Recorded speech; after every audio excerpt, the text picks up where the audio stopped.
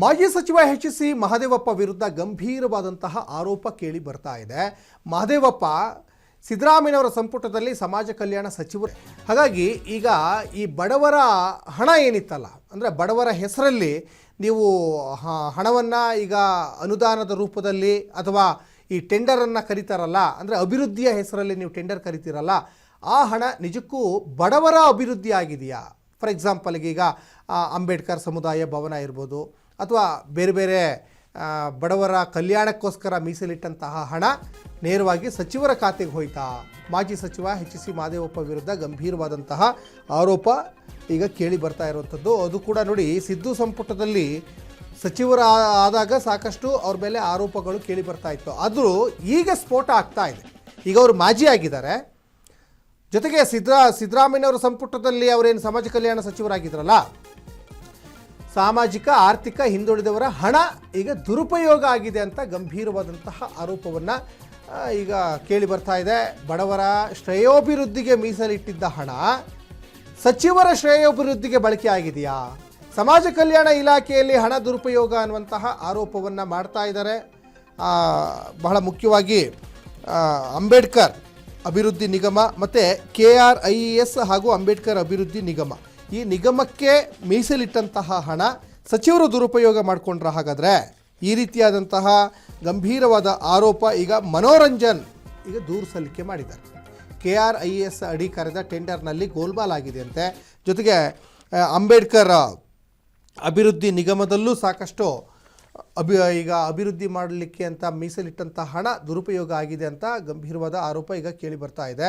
ಇಲ್ಲಿ ಈ ಸರ್ಕಾರ ಅಧಿಕಾರಕ್ಕೆ ಬಂದ ಹೊಸತರಲ್ಲಿ 2023ರಲ್ಲಿ ವಾಲ್ಮೀಕಿ ನಿಗಮ, ಅಂದರೆ ವಾಲ್ಮೀಕಿ ಸಮುದಾಯದ ಜನರಿಗೆ ಮೀಸಲಿಟ್ಟ ಹಣ ದುರುಪಯೋಗ ಆಗಿದೆ ಮತ್ತು ಆ ಖಾತೆಯನ್ನು ನಿಭಾಯಿಸ್ತಾ ಇದ್ದಂಥ ಬಿ ನಾಗೇಂದ್ರ ರಾಜೀನಾಮೆ ಕೊಡಬೇಕಾಯಿತು. ಬರೀ ರಾಜೀನಾಮೆ ಅಷ್ಟೇ ಅಲ್ಲ, ಜೈಲಿಗೆ ಹೋಗಬೇಕಾಯಿತು. ಅಂದರೆ ಇವರು ಬಡವರ ಮೇಲೆ ಪ್ರಮಾಣ ಮಾಡಿ ಅಧಿಕಾರಕ್ಕೆ ಬರೋದು, ಬಡವರಿಗೆ ಮೀಸಲಿಟ್ಟಂತಹ ಹಣವನ್ನು, ಅದರಲ್ಲೂ ಸ್ಪೆಷಲಿ ಈ ಪರಿಶಿಷ್ಟ ಜಾತಿ ಪರಿಶಿಷ್ಟ ಪಂಗಡಗಳಿಗೆ ಮೀಸಲಿಟ್ಟಂತಹ ಹಣವನ್ನು ನಾವು ದುರುಪಯೋಗ ಮಾಡಿಕೊಂಡ್ರೆ ಅವ್ರು ಕೇಳಲ್ಲ, ಅವರಿಗೆ ಅಷ್ಟು ದೊಡ್ಡ ಧ್ವನಿ ಇಲ್ಲ.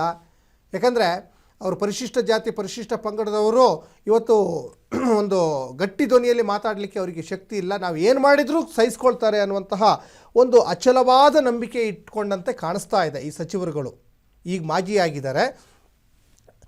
ಹಾಗಾಗಿ ಈ ವಾಲ್ಮೀಕಿ ನಿಗಮ ಆಯಿತು, ಈಗ ಜೊತೆಗೆ ಈ ಸಮಾಜ ಕಲ್ಯಾಣ ಇಲಾಖೆಯಲ್ಲೂ ಕೂಡ ಗಂಭೀರವಾದಂಥ ಆರೋಪ ನೇರವಾಗಿ ಸಚಿವರ ಮೇಲೇ ಕೇಳಿ ಬರ್ತಾ ಇದೆ.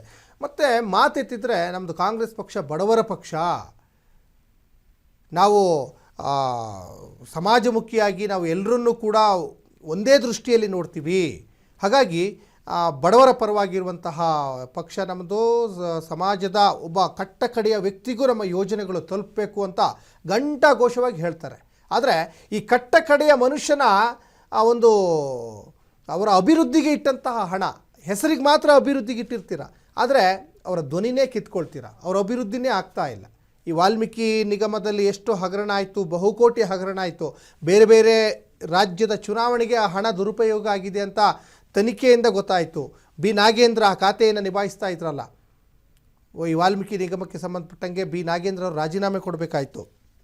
ಈಗ ಈ ಹಿಂದೆ ಸಮಾಜ ಕಲ್ಯಾಣ ಸಚಿವರಾಗಿದ್ದಂತಹ ಸಿದ್ದರಾಮಯ್ಯನವರು ಅತ್ಯಾಪ್ತ ವಲಯದಲ್ಲಿ ಗುರುತಿಸಿಕೊಂಡಿದ್ದಂಥ ಮಹದೇವಪ್ಪ ಅವರ ಮೇಲೂ ಕೂಡ ಗಂಭೀರವಾದಂತಹ ಆರೋಪ ಕೇಳಿ ಬರ್ತಾ ಇದೆ. ಜೊತೆಗೆ ಈ ಪರಿಶಿಷ್ಟ ಜಾತಿಯ ಬಲಗೈ ಸಮುದಾಯದ ಪ್ರಬಲ ನಾಯಕ, ಮೈಸೂರು ಭಾಗದ ನಾಯಕ ಮಹದೇವಪ್ಪ ಈಗ DK ಶಿವಕುಮಾರ್ ಸಂಪುಟಕ್ಕೂ ಸೇರ್ಪಡೆ ಆಗಲಿಕ್ಕೆ ಭಾಳ ಕನಸು ಕಾಣ್ತಾ ಇದ್ದಾರೆ. ಅವರ ಬೆಂಬಲಿಗರು ಕೂಡ ಹೋರಾಟವನ್ನು ಮಾಡ್ತಾ ಇದ್ದಾರೆ.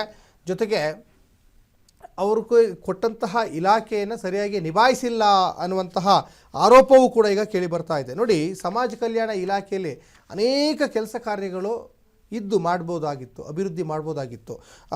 ಒಂದು ಕಡೆ ಈ KRIES ಅಥವಾ ಅಂಬೇಡ್ಕರ್ ಅಭಿವೃದ್ಧಿ ನಿಗಮ ಇವೆಲ್ಲವೂ ಕೂಡ ಈ ಪರಿಶಿಷ್ಟ ಅವ್ರದ್ದೇ ಸಮುದಾಯದ ಜನರಿಗೆ, ಬೇರೆ ಯಾವುದೋ ಸಮುದಾಯದ ಜನರಿಗಲ್ಲ.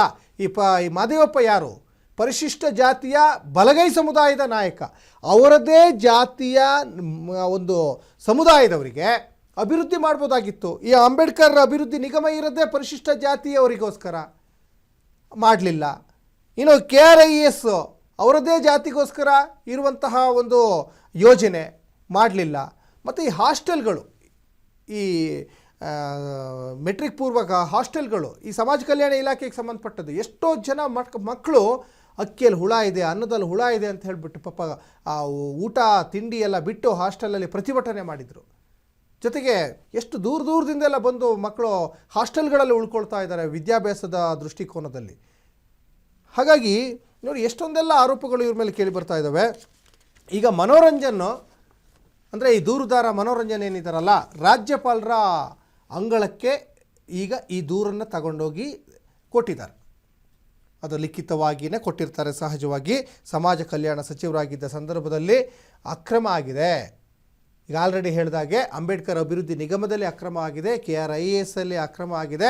ಒಟ್ಟಿನಲ್ಲಿ ದಲಿತ ಸಮುದಾಯಕ್ಕೆ ಇಟ್ಟಂತಹ ಹಣ ದುರುಪಯೋಗ ಆಗಿದೆ. ನೋಡಿ, ಒಬ್ಬ ದಲಿತ ನಾಯಕನೇ ಆಗಿ ಅವರದೇ ಸಮುದಾಯದ ಜನರಿಗೆ ಅನ್ಯಾಯ ಆಗ್ತಾ ಇದೆ, ಒಬ್ಬ ಪ್ರಭಾವಿ ನಾಯಕನಿಂದನೇ ಆಗ್ತಾ ಇದೆ ಅಂತ ಮನೋರಂಜನ್ ಈಗ ದೂರನ್ನು ಕೊಟ್ಟಿದ್ದಾರೆ. ಇದು ಎಲ್ಲಿಗೆ ಹೋಗಿ ಮುಟ್ತದೆ, ರಾಜ್ಯಪಾಲರು ಇದ್ರ ಬಗ್ಗೆ ಏನು ಆ್ಯಕ್ಷನ್ ತೆಗೆದುಕೊಳ್ತಾರೆ ಅನ್ನೋದು ಕೂಡ ಇಲ್ಲಿ ಸದ್ಯಕ್ಕಿರುವಂತಹ ಕುತೂಹಲ.